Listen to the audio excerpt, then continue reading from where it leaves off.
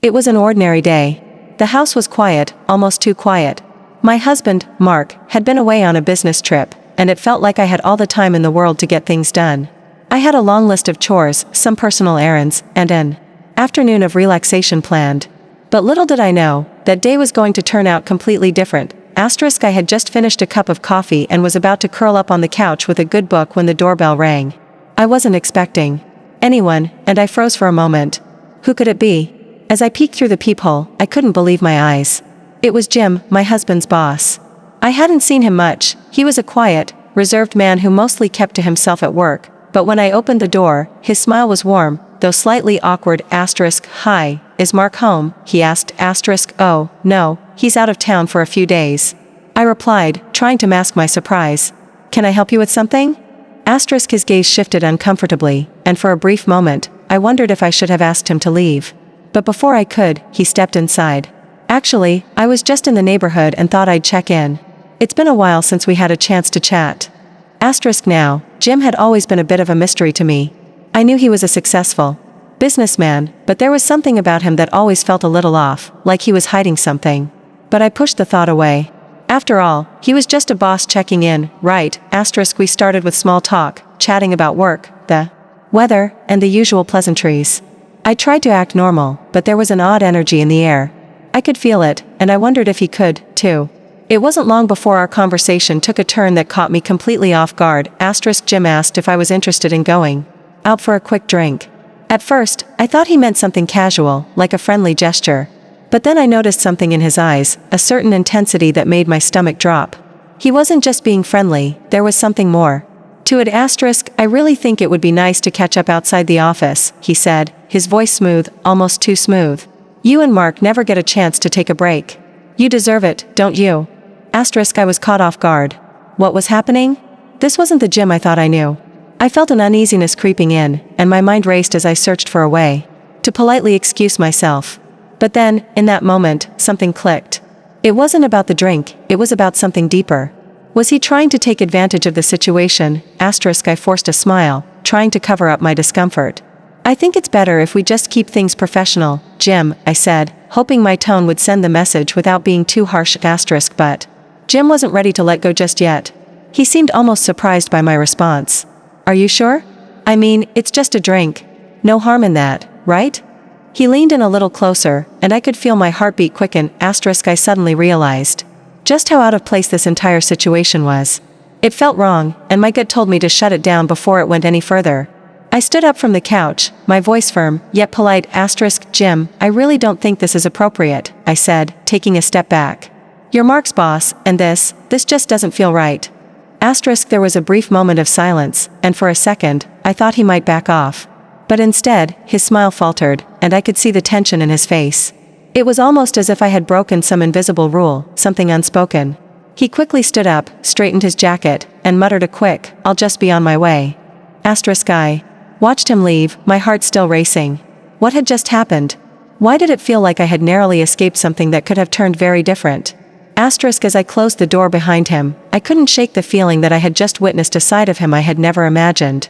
But more than that, I realized how important it was to trust my instincts and never second-guess what felt wrong. The moral of this story? Trust your gut, no matter the situation. Even if it's someone you know or think you know. It's always okay to set boundaries, and it's always okay to say no when something doesn't feel right. Because in the end, your peace of mind is worth more than any uncomfortable situation. As Jim walked out, I stood there for a moment, feeling a rush of emotions flood over me. I was relieved, but at the same time, shaken. It wasn't just the awkwardness of the situation that bothered me, it was the way my own body had responded. I had been nervous, tense, and yet, I had managed to stay composed. But I couldn't help but wonder if I'd truly handled it the right way. The silence in the house felt louder than usual now. Without Mark there, everything seemed just a little too quiet, a little too still. I wandered into the kitchen, feeling the need to distract myself.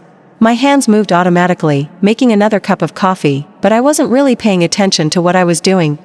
My thoughts kept returning to Jim's words, the way his tone had shifted, and how his smile felt too forced. It was unsettling. And it wasn't just the fact that he was Mark's boss that made it awkward, it was the way he had tried to blur the lines of professionalism. Why did he think it was okay to push the boundaries? And more importantly, why did I feel like I had to be the one to stop him? I stared out the window, letting the cool breeze of the evening calm my mind. I reminded myself that it wasn't my fault. I had done nothing wrong. But still, I couldn't shake off the feeling of being violated, of someone trying to cross a line they had no right to. I needed to talk to Mark. He deserved to know what happened, but I wasn't sure how to tell him. Would he believe me? Would he be upset? I had no idea how he would react. But I knew one thing for sure, I couldn't let this moment slide without addressing it. Not just for my peace of mind, but for the sake of our relationship and my own sense of dignity. As the evening wore on, I debated what to do. Should I confront Jim directly? Should I call him and make it clear that this was not acceptable? Or should I wait until Mark returned and let him handle it? I thought about the potential fallout, both professionally for Mark and personally for me. The last thing I wanted was to cause drama or make things more complicated than they already were. But at the same time, I couldn't live with myself if I stayed silent. Just as I was lost in my thoughts, I heard the familiar sound of keys jangling in the door. Mark was home. I rushed to greet him, feeling a mix of relief and apprehension. Hey, babe, I greeted him with a smile, trying to sound normal. But he could sense something was off. He always could. Mark had a way of reading me like an open book. What happened? He asked, his voice soft but with concern. You seem tense. I couldn't hold it in any longer. The words rushed out, the truth spilling before I even realized it. Jim came over today, while you were away. And he asked me to go out for a drink. He was acting weird, Mark. It didn't feel right. Mark's expression immediately darkened. What do you mean, weird? I took a deep breath and explained everything, the visit, the uncomfortable tension, the strange request, and how I had felt pushed to the edge. As I spoke, I could see Mark's face shift from confusion to concern, and then to anger. I should have been there, Mark muttered, pacing back and forth. I should have known something like this could happen. You handled it the right way. But I can't believe Jim would do something like this. I nodded, relieved that Mark understood. I just didn't want to make a bigger deal out of it. You know? I don't want to cause any unnecessary trouble. Mark stopped pacing and walked over to me, pulling me into a tight hug. You did the right thing by telling me. This is something we'll address together. Don't ever feel like you have to keep things like this to yourself. I leaned into his embrace, grateful for his support. As much as I had dreaded the conversation, I felt lighter now that it was out in the open. There was still a lot to work through, but I knew I wasn't alone in this. Together, we could figure out the best way to handle the situation. As we sat down to talk more, I realized that the experience had taught me something important. Setting boundaries, speaking up for myself, and trusting my instincts were all lessons I would carry with me moving forward. I didn't have to tolerate anything that made me feel uncomfortable, no matter who the person was or what position they held. And most importantly, I didn't have to be afraid to speak out, especially when it came to protecting my own peace and well-being. The lesson here is clear. Trust yourself and always stand firm in your boundaries, even when it feels uncomfortable. No situation, no matter how small or seemingly innocent, should ever make you question your own worth or sense of safety.